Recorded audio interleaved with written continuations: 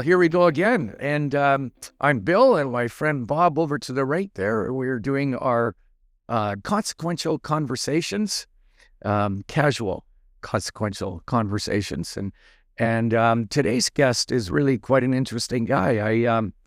I met this gentleman when I moved to Port Alberni in 2013. And he was a nice guy then. So I'm assuming he's a nice guy now. I think he is. And so I'm looking forward to what he has to say. He was quite involved, I know, back in the in my early days here with the Chamber of Commerce and what we did. And I know he's volunteered extensively in the Alberni Valley. So I look forward to our interview today. And with that, I'll turn it over to you, Bob. Well, last night you didn't mention we're down here at the Hutchison Gallery of the Maritime Heritage Society, surrounded by all sorts of old marine paraphernalia. And that's apropos because Rob here, we'll get farther into it. Rob, you said you met him in 2013, yeah. I met him about 50 years before that, which kind of scary. Yeah. Rob Duncan. Rob was my accountant when we first were in business. Yeah. Helped me get to where I got, maybe. Helped me pay taxes anyway. Yep. Less than I necessarily had to. But I've known Rob forever, been involved in several things with him, political, non-political, community building, him more than I, and that. So I'm really glad to be here with Rob Duncan. And I haven't seen him in a while. So, I hear he just had a little hip surgery replacement. Oh, wow. So work his way out of that. Anyway, Rob, glad to have you here. And it's just general discussion of history. Like, you're born here in the Valley? I was born here in the Valley. My father came to the Valley in 1946 at the end of the war with my mother. There was quite an age difference in them. The first thing my mother did, because she was a war bride, was start a fire at the old army camp because she put a roast in the where the wood should and put the wood where the roast should be. Started fire. And Dad was the Royal Bank manager in those days. And then he quit the Royal Bank and took on the Twin City Times, which he had for 25 years, subsequently selling that out. And that's a whole story in itself. I was involved as a kid, obviously, in all sorts of things like the old Chamber of Commerce building up where the Shell is, which is Coombs Country Candy. We used to go up there on a Sunday afternoon and play darts on the side of it so that we could stop tourists when they first opened the road to Hewlett. Oh, wow. And when was that? Early 40s, 1960s. 1960s. Were you ever involved in the cherry pit spitting contest they had up there? They had the chamber or somebody put on an event up there, and one of them was eating cherries, obviously in the spring, late spring, and you'd stand at the sign, spit cherries. So you could win a prize by spitting the cherries. I don't know. The other thing as a kid that I used to do was go to the city of Alberni council meetings, and as Jim Sayers would say, I was there with Mabel Anderson, and I was a little 8-year-old boy in the corner running around with little Hard in the corner. Oh, wow. I'd match Mabel. We were at one of our last interviews, we kept forgetting her name, Mabel Anderson, the mayor of Alberni. Yeah, through a gavel once upon a time through the plate glass window at the end of the council meeting when she got fed up. But more importantly, what I can tell you a bit about is, and like I say, Dorrit McLeod and Meg Trebet used to take me out for coffee all of the time, and they wrote the history of Port Alberni, and Meg wrote a couple of books. Actually, one of her books was so racy, Dad didn't really want to read it. But they used to tell me that, I said to them, because they stopped me for coffee, how do you do this stuff? Like, how do you know all this? And Mabel looks at me and says, Robbie, she goes, nobody else is around. She goes, we're in our 90s. We can pretty much tell you anything. I love it. So, Meg Trebet, that's the lady who caught me at the end when the Tofino Highway opened in my Model A, skipping school with my buddies. And she takes a picture of us and puts it in the newspaper. Bob Cole and friends that came over the new road. And my parents found out I skipped school. But I'd forgot her name too. Meg Trebet. Written great books on the history of the Valley. Yeah. So I could pretty much tell you anything. I can start with when I came back to Port Alberni myself, I moved away. Denny Grisdale at one point was one of my teachers at A.W. Neal. And he had a talk with my father. I think I was in my second year of grade 8. Second year. And he says, Rob's got to find another school. He says, he can't go to this one. So I ended up going to Smith Memorial. And in those days, when you were like 14, you went commercial fishing in the summer. So I commercial fished with Alec McKenzie for a couple of summers out of the West Coast. I used to come in on a Sunday night, go home, have yourself a bath, and because we lived at the top end of Consequential Road. And the next morning, Dad would come in and say, well, you're going back fishing. And I go, no, I'm not. And he goes, yes, he is. Alex was down in the boat. It's all like stuff that's ready to go. So away it went. That was it. No choice. No negotiation back then. No, you didn't argue with Fred. No, you didn't. But then I ended up, we moved over to Holika when I was in about grade 10. And that semi-worked out until they told me that maybe I should find another business school or something. So anyhow, I did finish high school doing accounting by correspondence. Oh, you did? Yeah. And then I went traveling for a while, about 10 months, undid my typical hippie through Europe, came back, went to the newspaper office. Dad claimed he didn't know me because I was there for 20 minutes. And he goes, who are you? Because I kind of... You might have grown a beard and had long hair, but So he really didn't know you? Oh, he knew who I was. Yeah. He didn't really want to talk to me. Yeah. So anyhow, long and short is that I went down to Victoria, articled the hard way went to going to school at night for 6 years and got my CPA that way. Oh, wow. Then I took off and Deb and I got married down there, and I came home one day and said, this is ridiculous. Why don't we take off again? So we went traveling for another 7 or 8 months. And we came back to Port Alberni in 1978.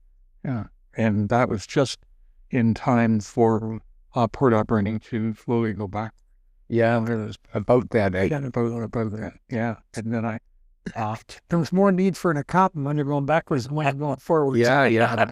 Yeah, so then I got involved in the community. Well, I'd obviously been here forever. Joe Van Bergen was, I think, in those days running for Social credit. So I got involved in those days with the VAT campaign. Oh, you did? Wow.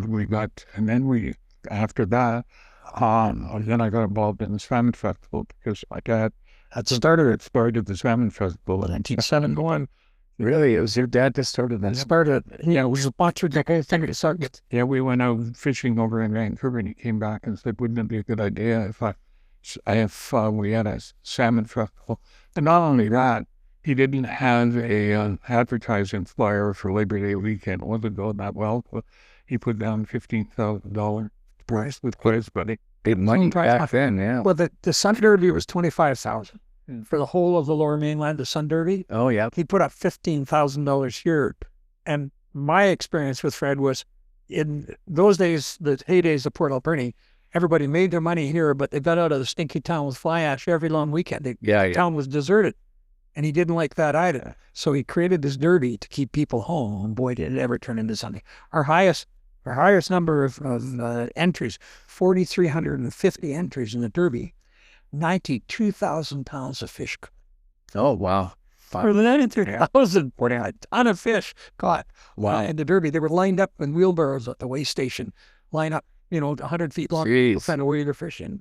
And your dad started that. We were quite involved in the family. He was treasurer and financier for almost every political campaign and organization in town at one point. Yeah. Oh, wow. Yeah, both sides of it, I can tell you that too. Yeah, really. Yeah.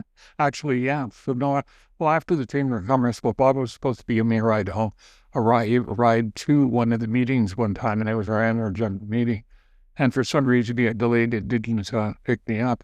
And I was chairman at that time, but I was also chairman of the Chamber of Commerce at the same time.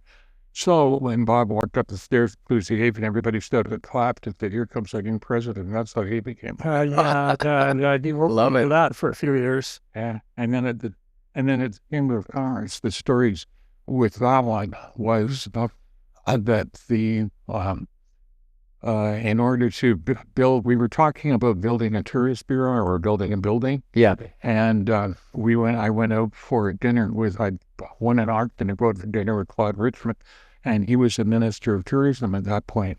So after 40 minutes, we went for a walk on the site there in the corner, and he came up with, well, Rob, that sounds like a good idea. Why don't you guys think about building the building here? Well, then the next weekend, I got hold of Wayne Crowley and a couple of other guys, Terry Hawkins, and they turned around and cut the trees down and got the property. Oh, really? And that's how it started.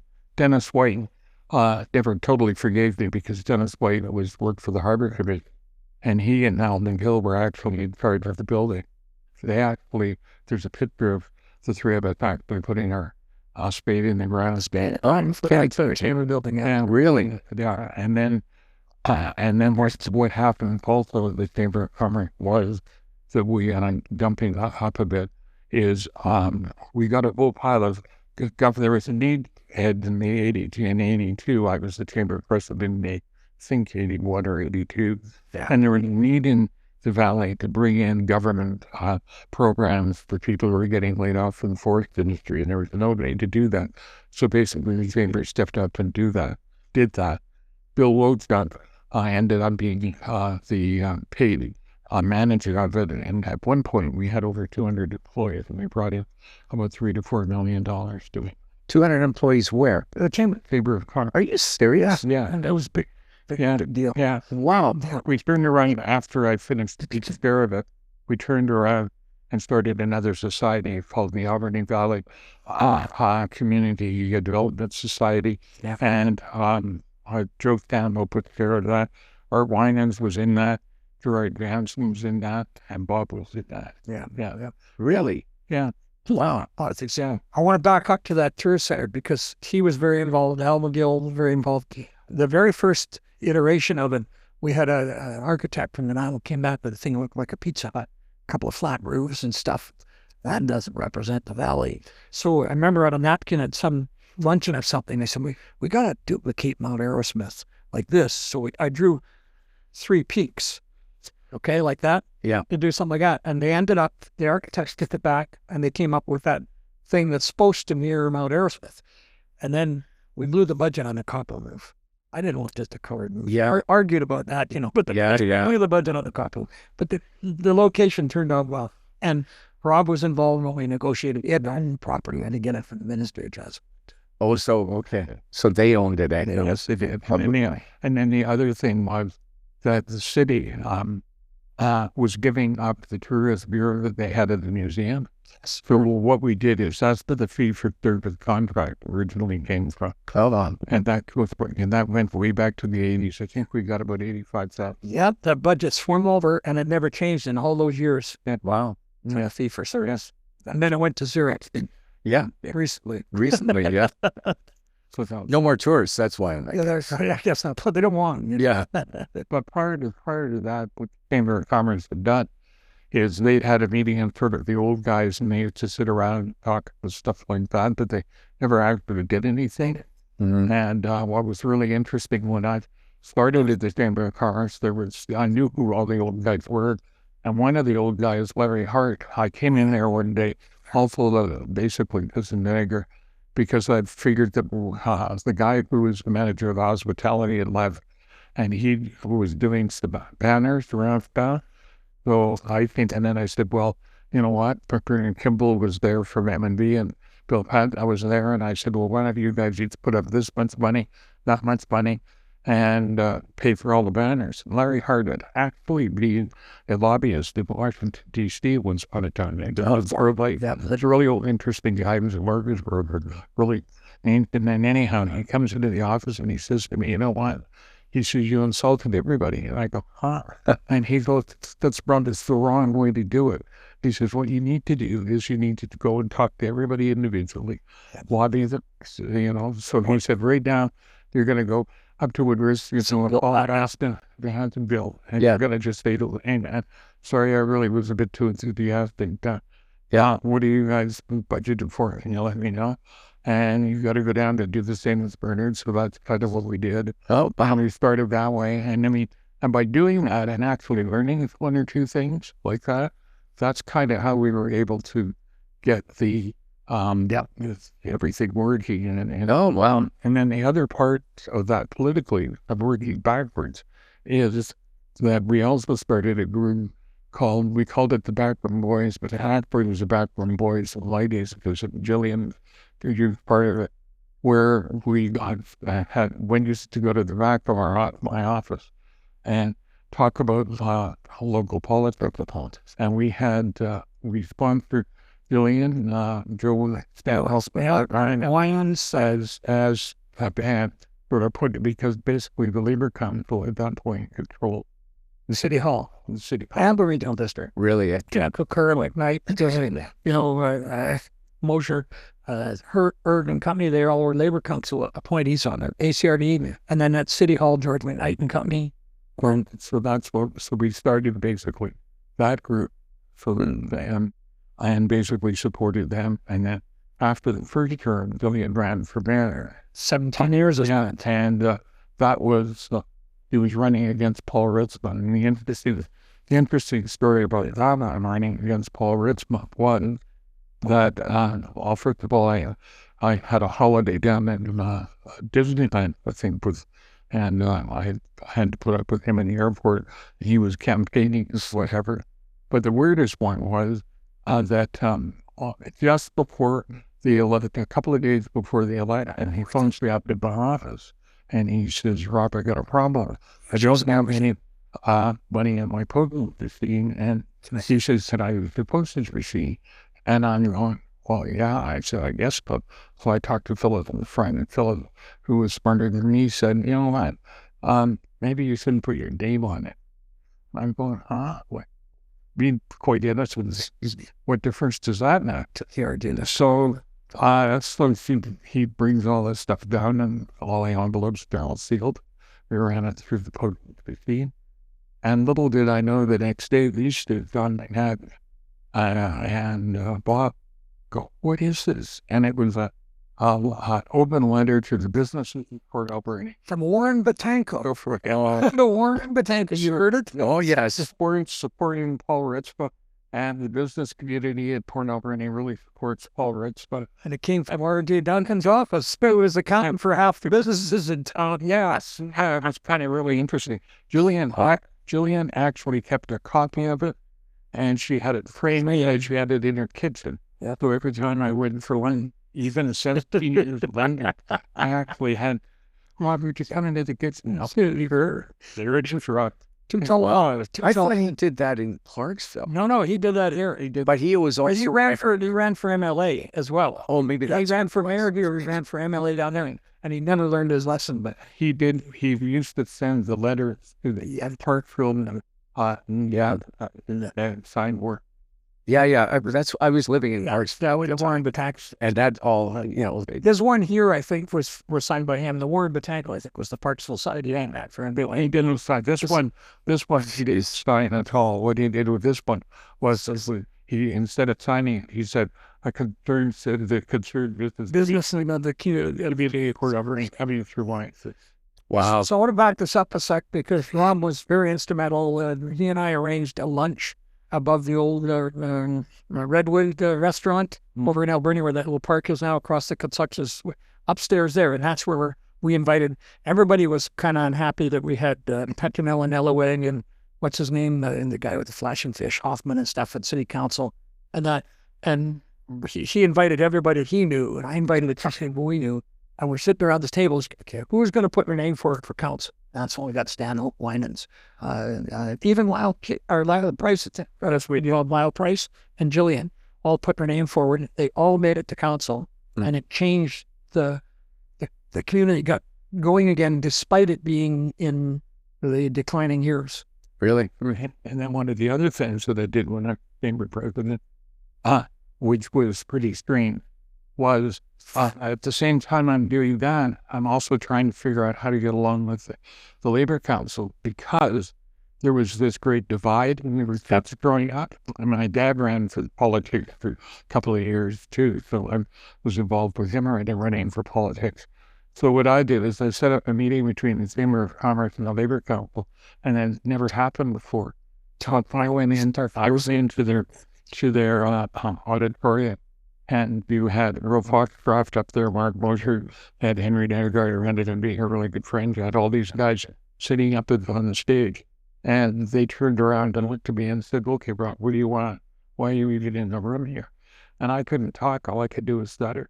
And Really? Yeah. yeah, all I could do was go, I'm on. Rob, I held the all candidates meeting. They were co-sponsored by Chamber and Labor, and it's carried on to hey.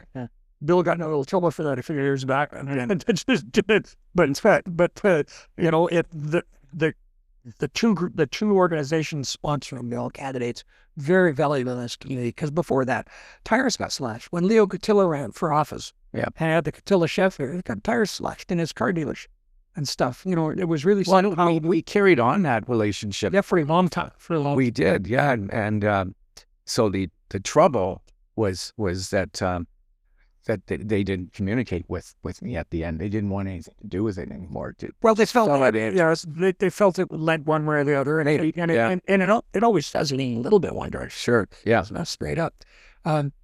Peter from the Graphics Factory hosted, what do you call it? MC'd a few of them very well. A few people MC'd them quite well. Yeah.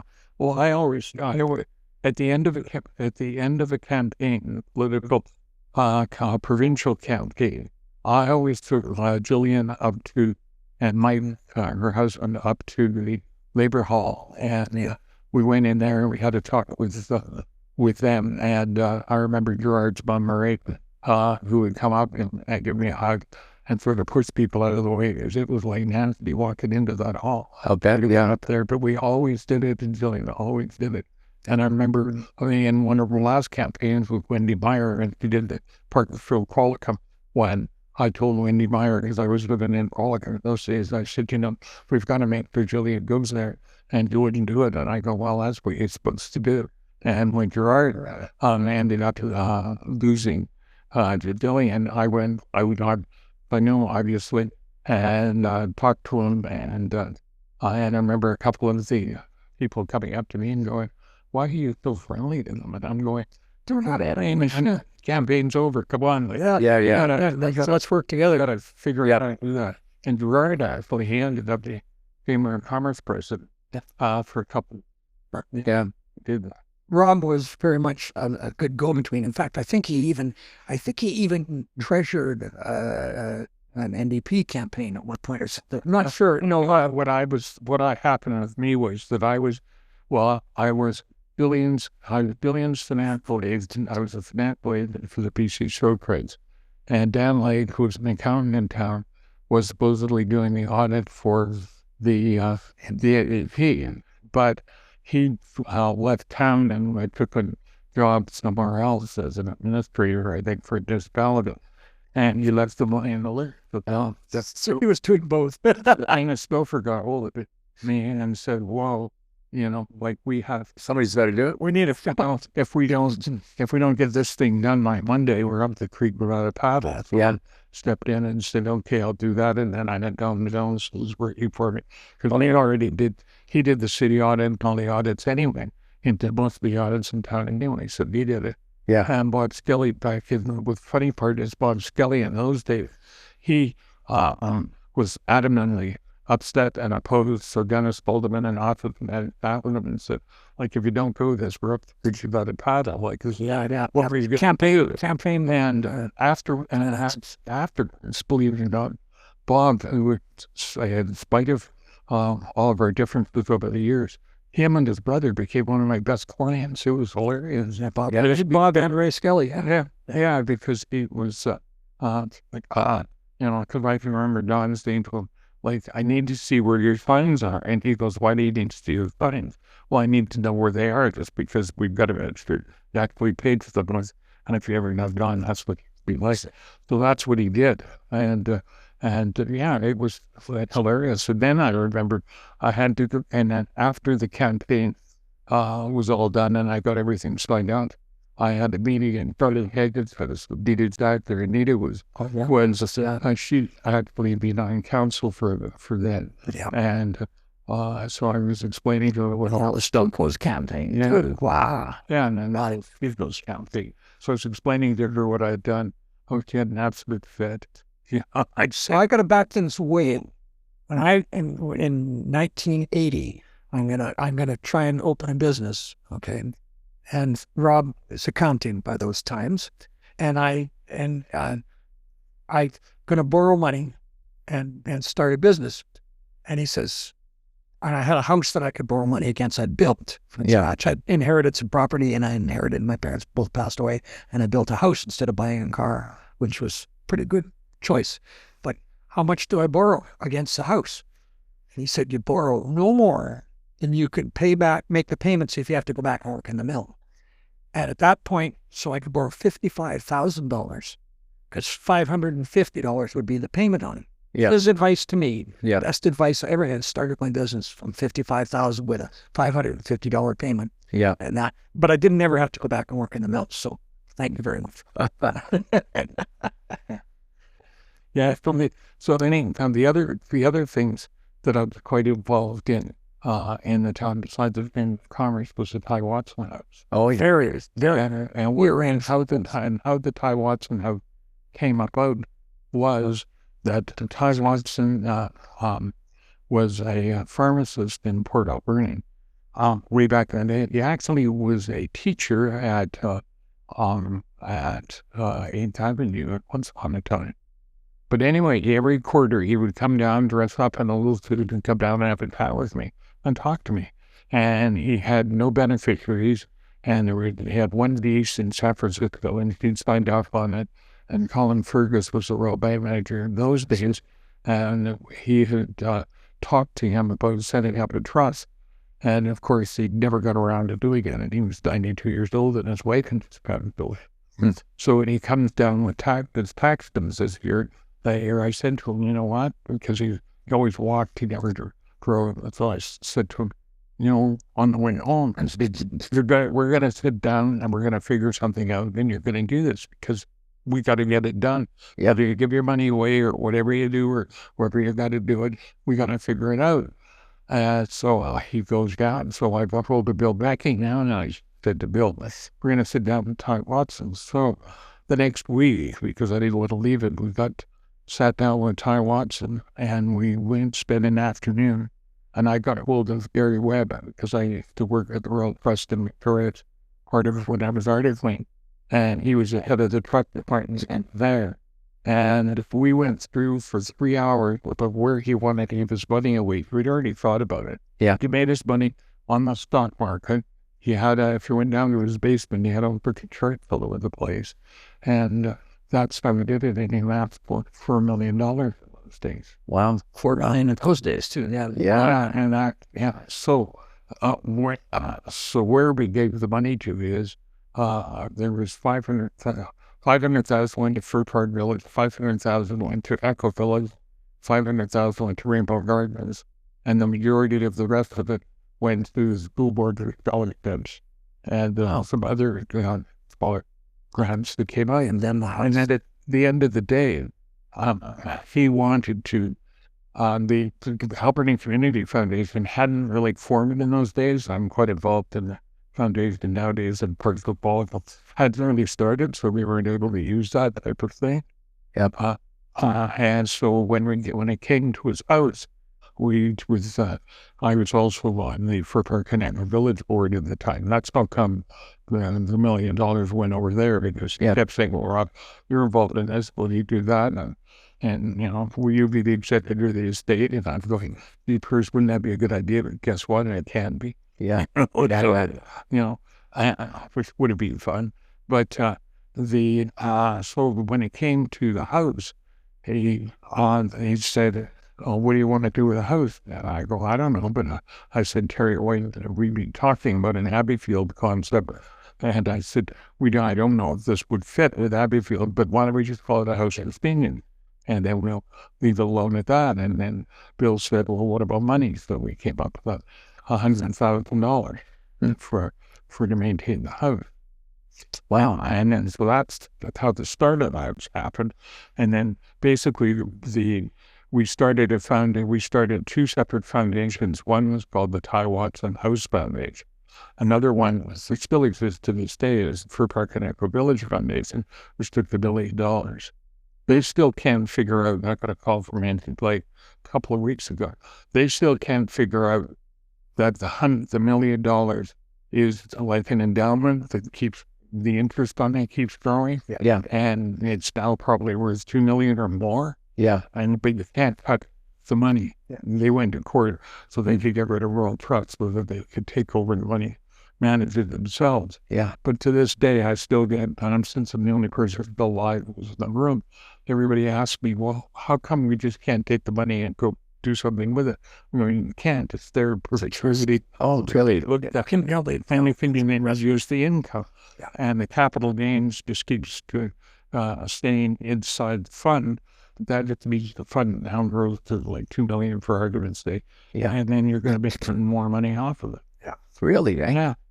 So in the house and converting it and turning it into Taiwan's hospital house, I know Rob was very involved in the design and stuff. They needed an elevator. They needed all the modifications to the house to do what it did. And he was front and center on that. Yeah. So and then how we ended up with it being hospice was Lynn Turner got to give her credit. She became involved in the foundation, and then my sister was the palliative care worker in town for Westbrook General Hospital. Oh, wow. So the Alberni Valley Hospital was looking for a hospice building. And I was looking for something that happens in films. Yeah. So this is perfect. Yeah, it took years to do. I mean, we had a couple of other things like at the Port of seniors that came by that I wanted to put in the house for a while so we could get some money out of it because we couldn't get any money in it. And then eventually I went to the bank and borrowed $60,000 so we could renovate the basement to put hospice in it, because by that time the hospice was in the old Westbrook General Hospital and was moving into the new one, and they wanted it to go somewhere. Yeah, I felt that place else. So that's what we did there. Yeah. It's been a great asset to the community. Despite all the little issues, I know, and I remember that when the hydraulic elevator was acting up, and something was leaking into the sump. I was there helping my wife when she was involved, and the little issues with the old house, but it's a beautiful asset, a nice place for people to be. It's perfect. Yeah, I don't really be better. Yeah. You don't see, you're getting only a calls from a foundation. So he does well, we can edit. We have the ability to edit too. I don't know. But yeah, so that's basically that's really good. No, that's basically how the time. So a slight aside from this is his dad, when he passed away, had a 26-foot North Sea with a Perkins diesel in it, and we used to go after the season. We would go fishing in the harbor here when we used to fish like crazy in the harbor. Remember a crazy lady that had she served hot breakfast to the boats out fishing out of there in an old converted fish boat. But we'd go in his boat and we'd take turns. Somebody on the rod, my wife knew whatever on the rods, and somebody down cooking bacon and eggs in the smell of bacon tastes while you're got a fish on and bacon's gonna burn. Did a lot of that. Oh wow. Then he lent me the boat to take a long weekend in October down the inlet. And I decided I was going to go around Tofino in. Now, this is a 26-foot North Sea. I figured this is a real seaworthy boat. I didn't realize there were hurricane force winds off of Vanford Point. We just about rolled the boat over. Everything came out of all the cupboards under the floor. Really? We got back into shelter and we survived, but it was a bit of a wild trip. So. Oh, wow. And I did get my wife out in a boat after that again, but it was a little bit. Took a while. Yeah. Yeah, we flew down for. Oh, that's good. I didn't know you were into that world, but he's very adventurous. We used to go down in January, February. He talked about it. Dennis Stouffer, John McNabb, Gary Haggard, Egan Matheson, bank manager Steve Benedetti, him and I, and we chartered her, including the Duchess of Bremerton one time, the old Xanadu, down. Another hurricane force winds in Jane Bay overnight, just about sank us, just about put us on the beach. Almost drowned the bank manager, almost choked. That was you that did a hand on it, got a piece of steak stuck in his throat. hell, I'm serious. Yeah, we had a few experiences. Wow. So I also used to, later on, I used to go down to Montana with a group of accountants from Random, Manitoba. And we're going to go down to the TA brand. If you ever take a look at Jamie Oliver's American Adventures, there's a week of him, and you could see him cooking in 45,000 acres just below Billings, Montana. Oh, It's there for when I went there for my 50th birthday, and believe it or not, I went back for 5 years. Yeah. And then the only other interesting thing that I did, which is a bit of Port Alberni history, and it is my involvement in my accounting firm. So I should tell you a bit about How'd you get in and out? a bit of my accounting firm, because of what I was involved with in my accounting firm was I didn't just have an accounting firm in Port Alberni. What it was when I first started was usually if there was one firm in town, that's always the big firm in town, and that's the city audience that does all of that sort of stuff. But when I came down, I took over George Dunbar and Dot Sanderson's firm, and basically there was a bookkeeping type firm, and basically there was one employee in it. My competitors up on the hill, they had about 5 different partners, and they were rocking and rolling and doing really well. So what I found out was that what my dad used to do in the newspaper business is he had a group of newspapers all around British Columbia. He had the paper in Port actually printed newspapers for all up and down Vancouver Island. And the big press, so basically I modeled my practice after that, and I found there was I make an EPR, which was a Nashville accounting firm. They were starting out, which was like an affiliate of an accounting firm. So basically I joined them in 1982. And in those days, there was no internet or anything like that. In order to have accounting standards, you actually had to have some way of doing that. Yeah, so that's what we had. So when the first general meeting I went to that, I got invited to sit on the management committee. So I sat on the management committee of that for 8 years at the same time. So when I was doing that, as the firm grew, and it was just a Western-based firm, so it's named eventually was Events for Roberts, and then eventually became OAR. And then, after that, while I was on the committee, it started growing, and I grew across Canada. And basically, we took over offices in Ontario, and we basically had offices all the way in Newfoundland. And I used to go to Toronto every 3 months, and I would go to Toronto on a Thursday night.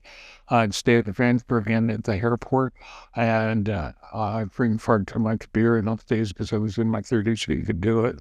And I'd fly back on Monday, and I occasionally would go to an audit meeting, like we were proven to see me, but nobody would actually believe you if you told them you went to Toronto for the weekend. The weekend. So now I was down the canal drinking rum and coke with my feet. Sorry, guys, I'm hungover. I did that for about 6 years. Oh, well. This might allow. But but what was really interesting is, and it's really being the Hutchison building, is Ken Hutchison was the economic development officer for in those days. And I went in one time to see him in the old Alberni Athletic. Him and I never actually got along because he never got along with my dad very good. And I went in to see him one time when I was coming back from Tofino. And I said to him, you know what? He said, I've got some investors from Finland, and they're out in Tofino right now, and they're putting together the fish farms out in Tofino. What do you think about they're coming through in the next couple of hours? You got time to have a meeting? And he goes, no. He goes, you know what? He says, you will have to tell them that they need to make an appointment, that they have to see me. And I go, like, there's driving through right now. And he goes, oh, really? But anyway, the story of that is why I'm talking about that in my accounting firm is Jerry Kirby in Newfoundland actually had some clients who were the fish farmers there from Norway. So what I did is I took their accounting record from Newfoundland and I brought them all the way to Tofino. And that's how I set up the book for the Tofino outfit. The guy And Oh, awesome. that's really, really interesting. Yeah. And then over the years, I traveled quite a bit across Canada and across the States, and I ended up in Boston at one point, where we were looking after we finished first dry plan. This was in about 2000 as to where we're going to go with the firm because of the was happening, and the Alberta firms had actually merged together. And we were taking a look at what that would look like. And out of that firm came Duncan's and my colleague partner, which was the firm that I ended up selling at the end of the day. Oh, yeah. To R. Anderson. To R. Anderson, yeah. That's where it's... So in Movers and Shaders, first of all, I knew his dad. And he would, because I handled his boat, all the opening and stuff like that. Very quiet, but effective. Rob, not quite as quiet, still very effective. Carrying on in the family, he has a son in Alberta that is off the end of the scale, doing well. And Yeah, you say that. in commercial trucking business on his. And my daughter's crazy too, because she designs and builds furniture. She was a woodworking teacher, and she got in a bit of a motorcycle accident, and then she started building a bit of furniture in Vancouver, and then she got a fellowship to a place called Woodwork Design Excellence, which is a place in Rockport, Maine. And so she was there for 6 or 8 months, and she got involved in the New York design scene.